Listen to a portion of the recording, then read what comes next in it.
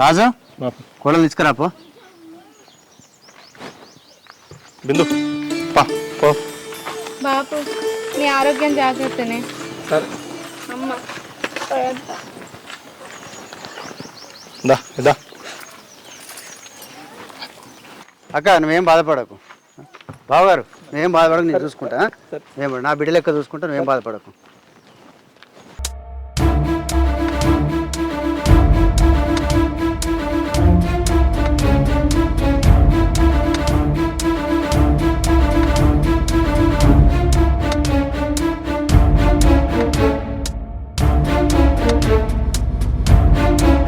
అదేనే అదే ఆలోచిస్తున్నా.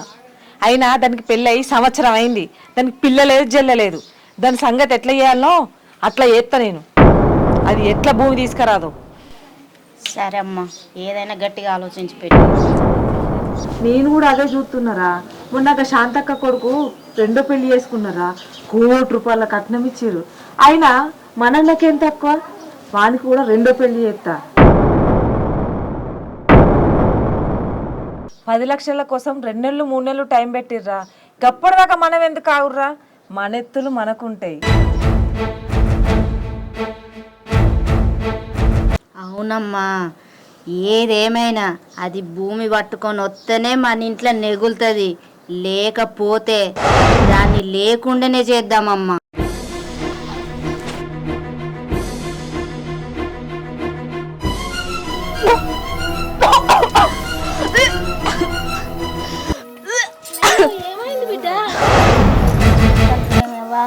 ఏంద్రా నాయన నిలబోసుకున్నావు, నిలగత్తుందా?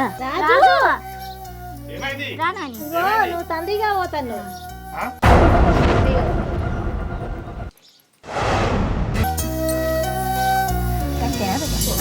రే నాకు మన్న రాబోతాను రా.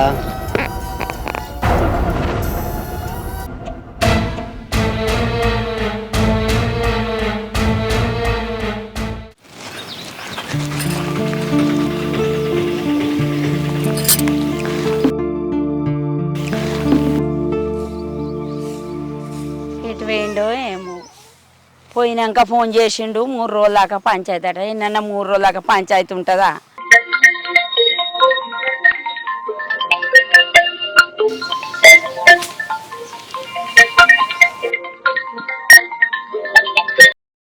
హలో హలో అమ్మ, మంచిగా ఉన్నారానే?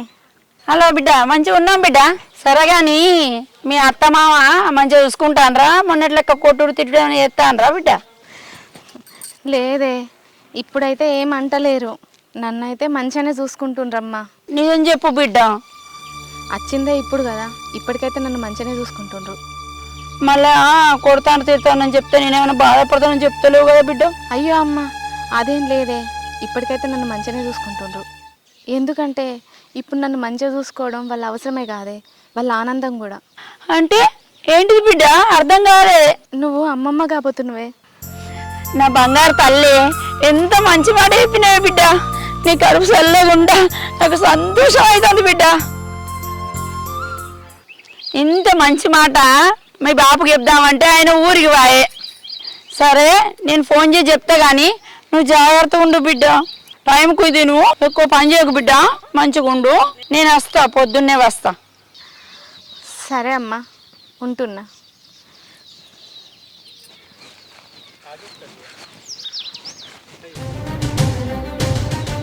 ఏమైంది ఈయన గిట్లా డల్లు కూర్చున్నాడు?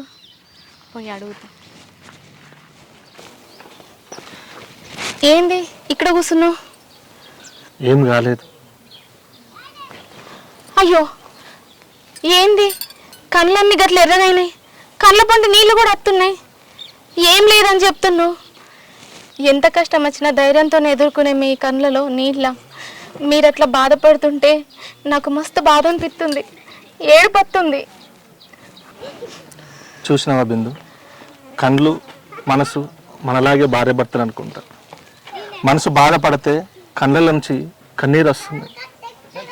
అగో ఇప్పుడు బాధపడాల్సిన అవసరం ఏమొచ్చింది? ఇది సంతోషపడాల్సిన సందర్భమే కదా.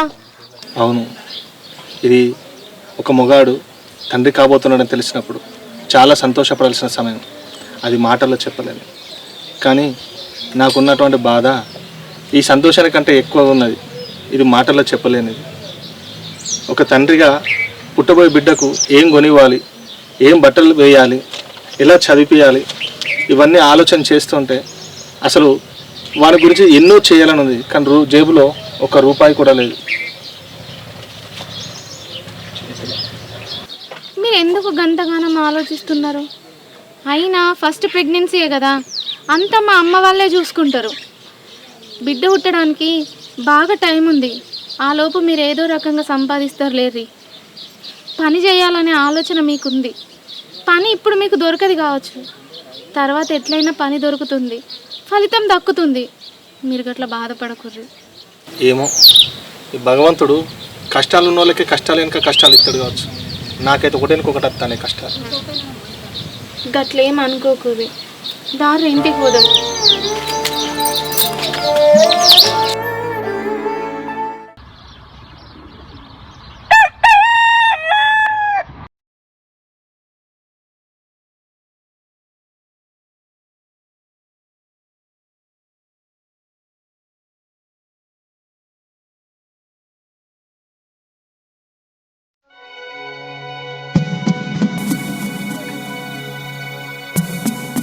బిందు, ఏ బిందు, ఏందే 8 అవుతుంది ఇంకా లేకుండా అట్లనే అన్నావు?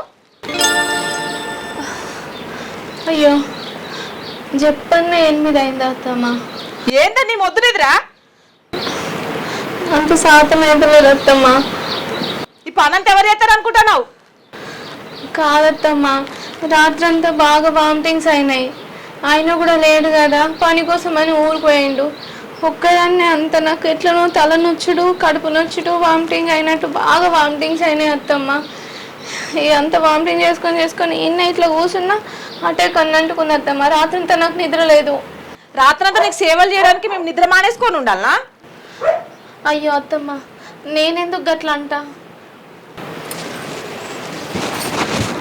ఈ భూమి మీద నువ్వు ఒక్కదానివే కడుపుతోటున్నట్టు చేస్తాను. నేను కడుపుతోటున్నప్పుడు మా అత్తమ్మకు సేవ చేసిండే. నా ఆడబిడ్డ అత్త కూడా మంచిగా చూసుకున్నా. ఆ పొలం పనులంతా కూడా నేను ఒక్కదానే చేసుకొచ్చిండే. నీ తాగుబోతు మా ఉన్నాడు చూసినావా, వాడు ఏ పని చేత కాదు.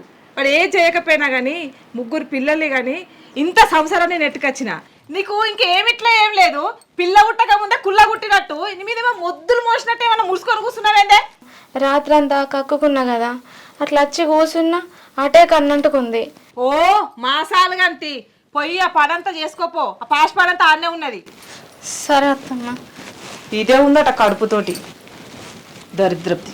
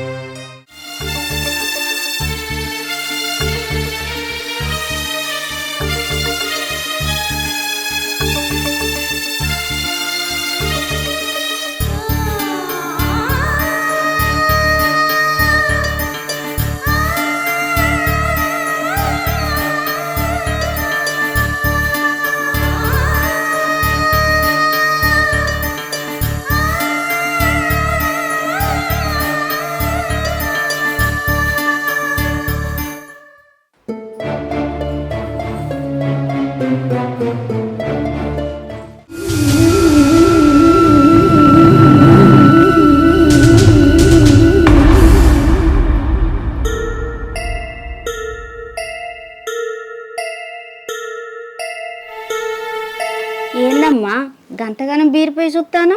మీ వదిన కడుపుతోటి ఉందని నాకు రాత్రంతా నిద్ర పడతలేదే. ఎందుకమ్మా? ఆనందంతోనా బాధతోనా? కోపంతోనే. కోపం ఎందుకే? దాన్ని ఏదో ఒకటి చేయాలనే. దానికి బిడ్డ ఇట్లా పుట్టిందనుకో, అన్నకు దాని మీద ప్రేమ పెరుగుతుంది. అవునమ్మా, నువ్వు చెప్పేది కూడా కరెక్టే. అదేనే, ఇక మనం ఏం చేయరాదు, ఆ భూమి కూడా గట్టిగా అడగరాదు. మరి ఎట్లనే అమ్మా, ఇప్పుడు ఏం చేద్దాం? దానికి కడుపు కాకపోతే అది గొడ్డుదని చెప్పి మీ అన్నకు ఇంకో పెళ్లి చేసి దానికి విడాకులు ఇప్పించేటోళ్ళం. కానీ అది నెల తప్పే, మనం పెట్టుకున్న ఆశలన్నీ అడియాశలు అయిపోయాయి. అమ్మ, ఎట్లనన్నా చేసి వదినకు కడుపు కూడగొట్టాలి. తర్వాత అన్నకు వదిన మీద ఉన్న ప్రేమను కూడగొట్టాలి. గప్పుడు గప్పుడు వదినని ఇంట్లో నుండి బయటికి నూకాలి. నా బంగారు కొండవే, నా చక్కెర కొండవే, నువ్వు నా బిడ్డవు కదా బిడ్డ, అందుకని మంచి మంచి ఆలోచనలు వస్తున్నాయి. మరి ఏం చేద్దామంటవే?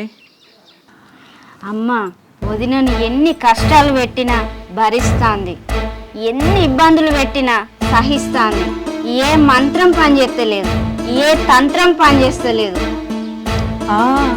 మంత్రాలు తంత్రాలు పనిచేయనప్పుడే తంత్రాలు వాడాలి.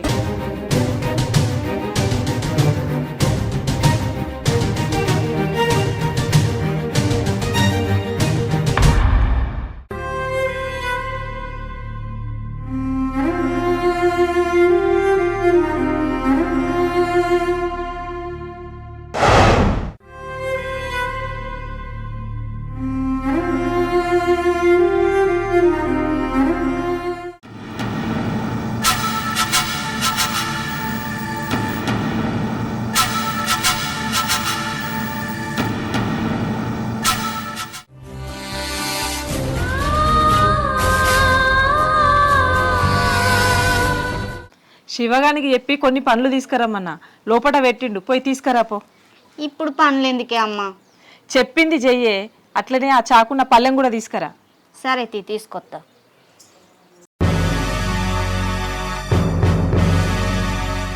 అమ్మ, ఇగో పండ్లు. ఏం చేయాలి ఇప్పుడు వీటిని? అవి కోసి మీ వదినకి పో. ఏంది? వదిన కోసియాలనా? ఎప్పుడన్నా ఇగో బిడ్డ అని ప్రేమతో ఏమన్నా పండో పొలమో తెచ్చిచ్చినావా అని అమ్మ నాకు?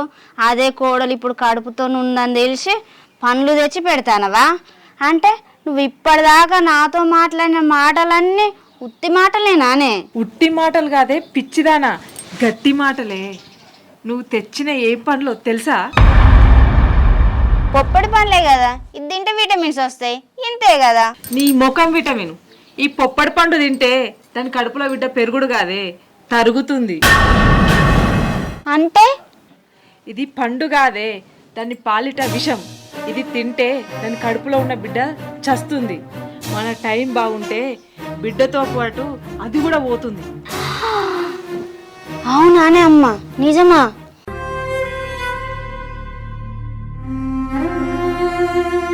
అవునే బిడ్డ, అది ఇటే వస్తుంది, తొందరగా గోషిపో. సరే అమ్మా.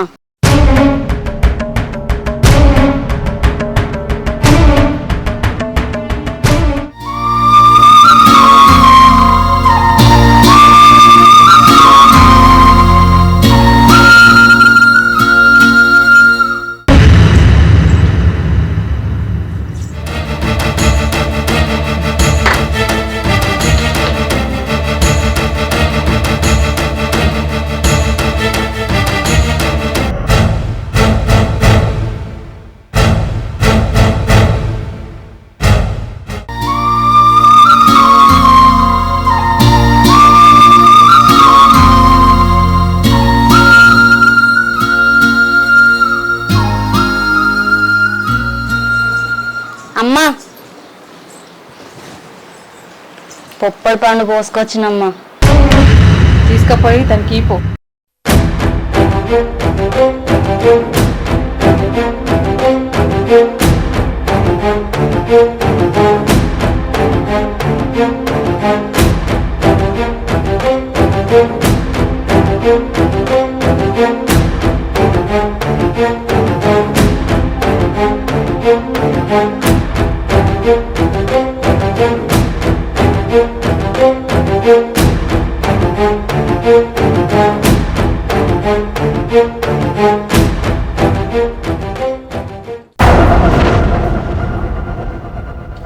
వదినా, వదినా, వదినా.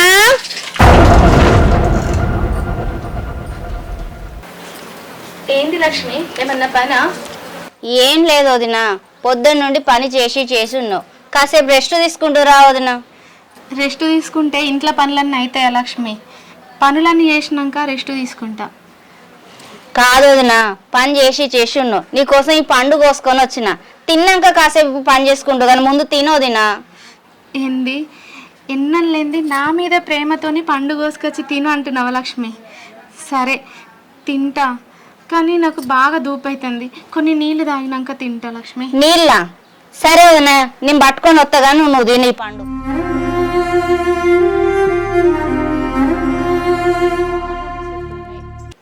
ఇగో వదిన, నీకోసం నీళ్ళు తెచ్చిన, తాగు. ఆ తర్వాత పండు తిను. అప్పుడు నీ కడుపు చల్లబడుతుంది. నీ కడుపులో ఉన్న నా అల్లుడు కూడా చల్లబడతాడు. కాదు చల్లగా ఉంటాడు. ఎంత ప్రేమ లక్ష్మి నా బిడ్డ అంటే. నీలాంటి మేనత్త దొరుకుడు నా బిడ్డ అదృష్టం.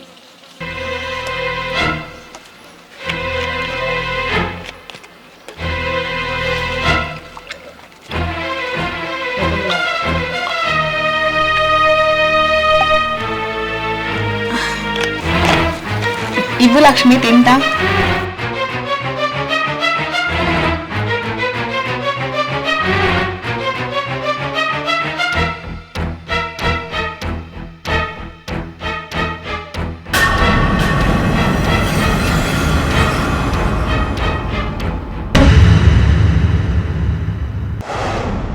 బిందు గర్భవతిగా ఉన్న ఆమెకు ఆ అత్తగారింట్లో మమకారం కంటే కుట్రలు ఎక్కువ. లక్ష్మి ఆడబిడ్డ వేషంలో, రాజవ్వ తన అత్తగారి వేషంలో దాగి బిందు గర్భాన్ని తొలగించాలనే పన్నాగాలు వేస్తున్నారు. చివరికి బిందు తన బిడ్డను కాపాడుకోగలదా? బిందు కోసం ఆ ఇంట్లో ఎదురు చూస్తున్నది ప్రేమ కాదు, కుట్రలు. రాజవ్వ ఆ ఇంటి పెద్ద దిక్కు. బయట మంచిగా నటిస్తుంది, కానీ గర్భవతిగా ఉన్న బిందును మానసికంగా వేధించడమే ఆమె అసలు లక్ష్యం.